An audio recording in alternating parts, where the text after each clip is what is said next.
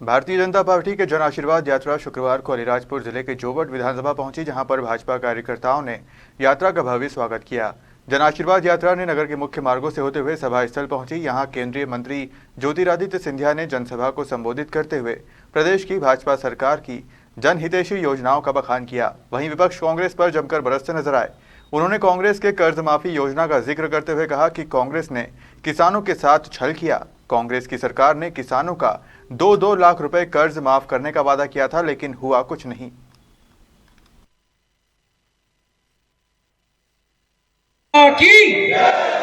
भारत माता 2018 में चुनाव के माहौल में एक के ऊपर एक कांग्रेसी मंच से कहते थे, कांग्रेस का कहना साफ, हर किसान का 2 लाख का कर्जा माफ।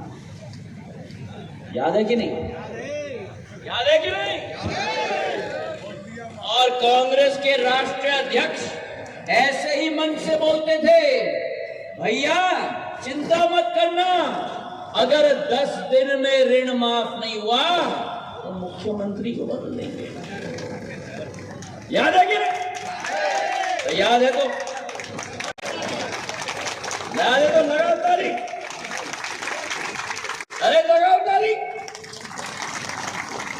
10 दिन बीत गए, 3 महीने निकल गए, 6 महीने निकल गए, किसान का ऋण माफ नहीं हुआ। अगर कुछ हुआ तो 26 लाख फर्जी प्रमाण पत्र कमलनाथ जी की सरकार ने वितरित की और किसान ब्याज के बोझ में और दब कर रह गया। मेरे भाइयों और बहनों, मेरे आदिवासी समाज के भाई और बहनों को मैं प्रणाम आज करना चाहता हूं। मेरा आदिवासी समाज, यह अतिशयोक्ति नहीं होगी अगर मैं कहूं कि भारत की पहचान है। मेरी आदिवासी समाज भारत का नवरत्न है। जो आदिवासी समाज ने भारत के इतिहास में आज नहीं, 100 साल पूर्व नहीं, 500 साल पूर्व नहीं, लेकिन जब से सृष्टि रही है, अगर इस सृष्टि पर कोई पहला रहा है इस सृष्टि का देखभाल करने के लिए, तो मेरा आदिवासी समाज रहा है। मेरे भाई और बहनों, हमारे जिले के भारत की सुरक्षा अक्षुण्णता प्रधानमंत्री नरेंद्र मोदी जी के नेतृत्व में एक ऐतिहासिक स्तर पर आज आ चुका है। जो हाइफिनेशन सदैव होता था भारत और पाकिस्तान के बीच, विश्व स्तर पर दोनों देशों को साथ में जोड़ा जाता है। आज भारत विश्व पटल पर आज अग्रसर हो चुका है।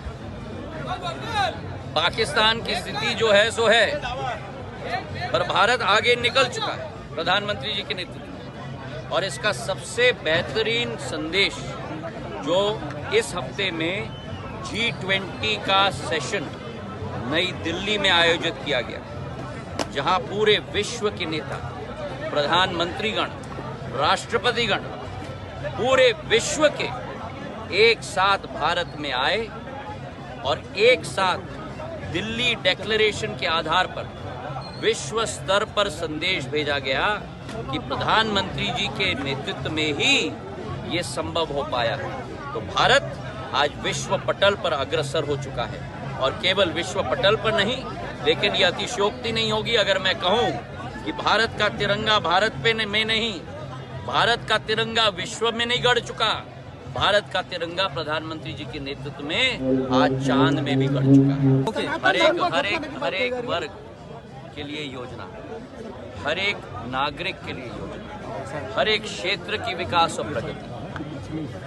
आज इस मंच से ही 700 करोड़ रुपए के कार्य जोबट के लिए, 800 करोड़ रुपए की अलीराजपुर के लिए नर्मदा लिंक परियोजना, 5 CM राय स्कूल, इतने बड़े बड़े काम अलीराजपुर जिले में हुए हैं जो 75 वर्षों में कांग्रेस के शासनकाल में नहीं हो पाए हैं, वो आज सुलोचना जी के शासनकाल में हो पाए हैं मुख्यमंत्री के आशीर्वाद। सनातन धर्म को खत्म करने की बात कर रहे हैं। सनातन धर्म को खत्म करने वाले ये गठबंधन, मैंने इंदौर में भी कहा था कि इनका असली रूप अब निकल रहा है।